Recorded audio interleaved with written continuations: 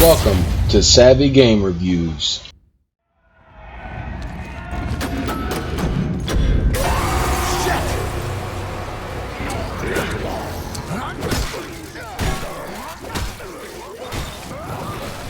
Whether it makes you jump in fear or jump for joy, either way, today we're going to be talking about the Callisto Protocol.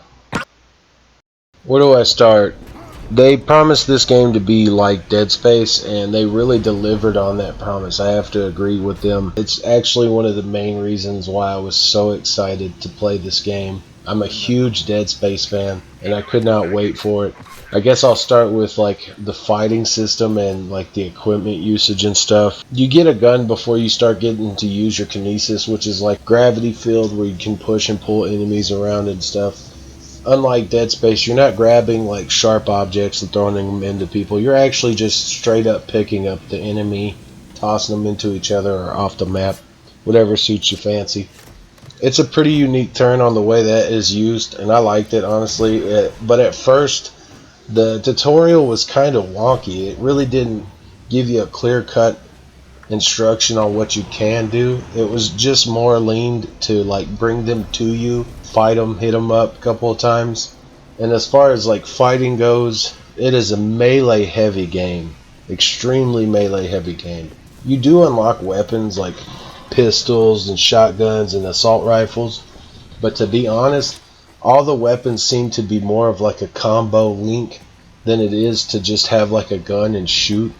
Because you're either going to be running low on ammo or just not really have the time to use it. There's only a few instances in the game where having a weapon and a surplus of ammo is mandatory. Outside of that, it's really just melee focused, and it's not a bad thing, honestly. I like the way they did the melee. It's a unique turn to these type of games.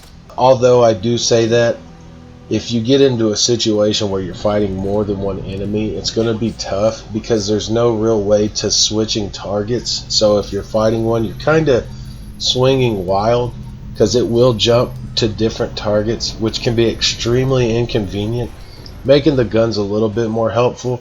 But to be honest, if I were to give you any advice, I would say try and fight stuff solo. Don't try and do big groups. Definitely one of the big key factors that's different from Dead Space, because in Dead Space there's a lot of chances where you're swarmed by big groups. In the Callisto Protocol, you're not going to be swarmed in the sense where you're going to be come at from all angles at once. They will come at you, but usually typically it'll be maybe 1 to 2 enemies at a time. With the equipment and weapons out of the way though, the storyline I think was pretty unique. I like the way they differed from the Dead Space type style. Glenn Schofield is the director of both games. I like how in the Callisto Protocol they found like an alien being, killed it, and then was using its genetics to modify humans to survive out into outer space, versus Dead Space where the marker in a sense has a type of power and slash force field that messed with people's mind, drove them crazy, and they weren't using it essentially as a giant battery. Storyline's pretty good. Like I said, it's going to last about 10 to 12 hours. There's not much extra, but there are no checkpoints to the game. There's no like go back to the menu and start from chapter 3 or something. So if you miss something, you have to play the entire game over again, which is one of my negative feedbacks to the game myself. I do hope they add some kind of chapter select or even like a new game plus. I am excited to see what kind of DLC comes up into the future. I don't know what they're going to do. It kind of ended the game off in a situation where there might be some sort of continuation of the story, but that's going to be hard to tell until they come out with more. They've already promised to come out with more enemies and more campaigns, so you kind of assume that there's going to be more to it. If I were to rate it though, out of 5 stars, I would definitely give it 4 out of 5 stars.